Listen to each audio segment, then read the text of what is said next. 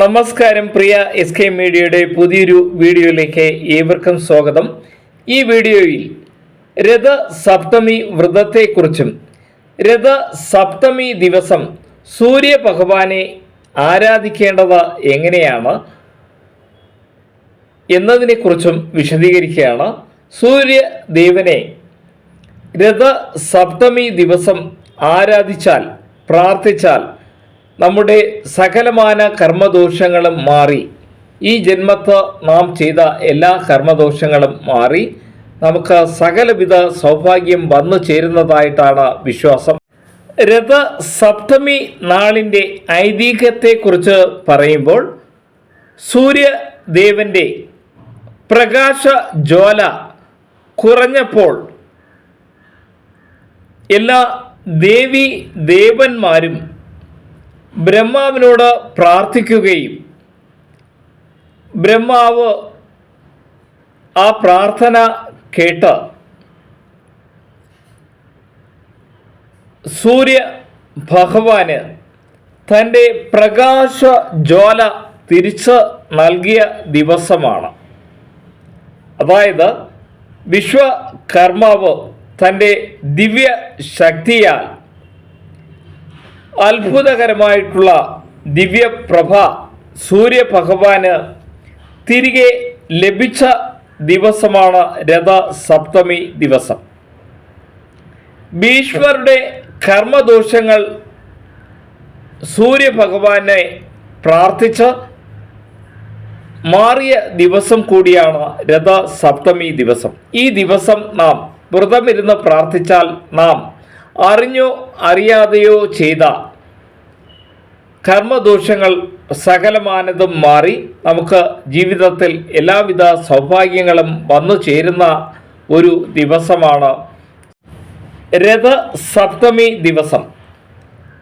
ഈ വർഷത്തെ രഥസപ്തമി വരുന്നത് 16/2/2024 രഥസപ്തമി ദിവസം പൂർണ്ണമായി മത്സ്യ മാംസാദികൾ ഒഴിവാക്കി അതിരാവിലെ തന്നെ ഏതെങ്കിലും പുണ്യതീർത്ഥങ്ങളിൽ ചെന്ന് നീരാടി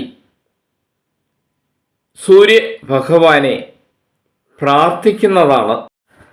പ്രധാനമായി ആദിത്യ ഹൃദയ സ്തോത്രം, സൂര്യ ഗായത്രി മന്ത്രങ്ങൾ എന്നിവ ജപിച്ച് പ്രാർത്ഥിക്കുന്നത് വളരെ ശ്രേഷ്ഠമാണ്. സൂര്യ ഗായത്രി മന്ത്രം ഓം ഭാസ്കരായ വിദ്മഹേ ദിവാകരായ ധീമഹി തന്നോ സൂര്യ പ്രചോദയാത് എന്നതാണ് സൂര്യ ഗായത്രി മന്ത്രം. ഈ ഗായത്രി മന്ത്രം ജപിക്കുന്നത് വളരെ ഉത്തമമാണ്. നമുക്ക് ഉത്തമ ഫലത്തെ പ്രദാനം ചെയ്യുന്ന മന്ത്രമാണ്. സൂര്യദേവനെ പ്രീതിപ്പെടുത്തുന്ന ധാരാളം മന്ത്രങ്ങൾ ഉണ്ടെങ്കിലും ലഘുവായിട്ടുള്ള ചില മന്ത്രങ്ങളുണ്ട്. ആ മന്ത്രങ്ങൾ ഉച്ചരിക്കുന്നതാണ് വളരെ നല്ലത്. ഈ മന്ത്രങ്ങൾ ഉച്ചരിക്കുന്ന സമയത്ത് പ്രധാനമായി മനസ്സും ശരീരവും വളരെ അധികം ശുദ്ധമായിരിക്കണം. പ്രധാനമായി രക്ത നിറമുള്ള പുഷ്പങ്ങൾ അർപ്പിച്ച് പ്രാർത്ഥന ചെയ്യുന്നത് വളരെ നല്ലതാണ്. നമ്മുടെ ജീവിതത്തിലെ എല്ലാവിധ ദോഷങ്ങളും മാറുന്നതിന്, പ്രധാനമായി കർമ്മദോഷങ്ങൾ മാറുന്നതിന് വേണ്ടിയാണ് രഥസപ്തമി നാളിൽ പ്രധാനമായി വ്രതമിരുന്ന് പ്രാർത്ഥിക്കുന്നത്. ഓം ആദിത്യായ നമ എന്ന മന്ത്രം 108 പ്രാവശ്യം നാം ജപിക്കുന്നത് വളരെ നല്ലതാണ്. മന്ത്രങ്ങൾ ആദിത്യ ഹൃദയ സ്തോത്രമാവട്ടെ, സൂര്യഗായത്രി ആവട്ടെ, അല്ലെങ്കിൽ മൂലമന്ത്രങ്ങളായിട്ടുള്ള ഓം ആദിത്യായ നമ എന്ന മന്ത്രം ജപിക്കുന്നതും, ഈ മന്ത്രങ്ങൾ പറഞ്ഞതിന് ശേഷം നാം സൂര്യഭഗവാനോട് പ്രാർത്ഥിക്കേണ്ടത് മനസാ വാച കർമ്മണ ഭഗവാനെ ലോകൈക നാഥ, അറിഞ്ഞോ അറിയാതെയോ ചെയ്ത എല്ലാ തെറ്റുകളും ക്ഷമിക്കണമേ എന്ന് പ്രത്യേകം പ്രാർത്ഥിക്കുക. പ്രാർത്ഥിച്ചതിന് ശേഷം നിങ്ങളുടെ ആഗ്രഹം എന്താണോ അത് പ്രത്യേകം സൂര്യദേവനോട് പറഞ്ഞ് പ്രാർത്ഥിക്കുന്നത് വളരെ നല്ലതാണ്. തീർച്ചയായും നിങ്ങളുടെ ഏതൊരു വിധത്തിലുള്ള ആഗ്രഹവും ഈ രഥസപ്തമി നാളിൽ നിങ്ങൾ പറഞ്ഞ് പ്രാർത്ഥിച്ചു കഴിഞ്ഞാൽ അത് സൂര്യദേവൻ നിങ്ങൾക്ക് അത് നടത്തി തരുന്നതാണ്.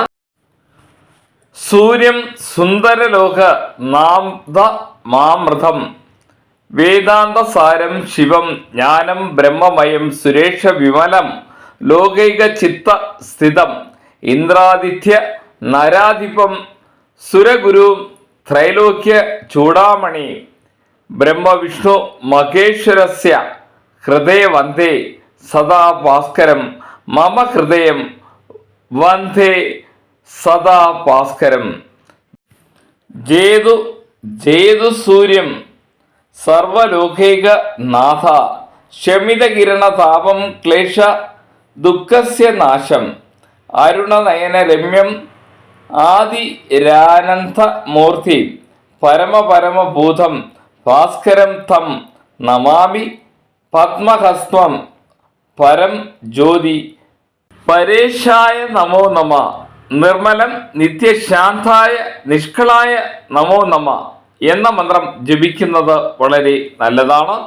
ഈ മന്ത്രം പറഞ്ഞ് പ്രാർത്ഥിച്ചു കഴിഞ്ഞാൽ നിങ്ങളുടെ ഏതൊരു ആഗ്രഹവും സൂര്യദേവൻ ഈ രഥസപ്തമി നാളിൻ്റെ വ്രതശുദ്ധിയോടെയുള്ള പ്രാർത്ഥന വഴി നിങ്ങളുടെ ഓരോ പ്രാർത്ഥനയും നിങ്ങളുടെ ആഗ്രഹങ്ങളും സൂര്യഭഗവാൻ നടത്തി തരുന്നതാണ്.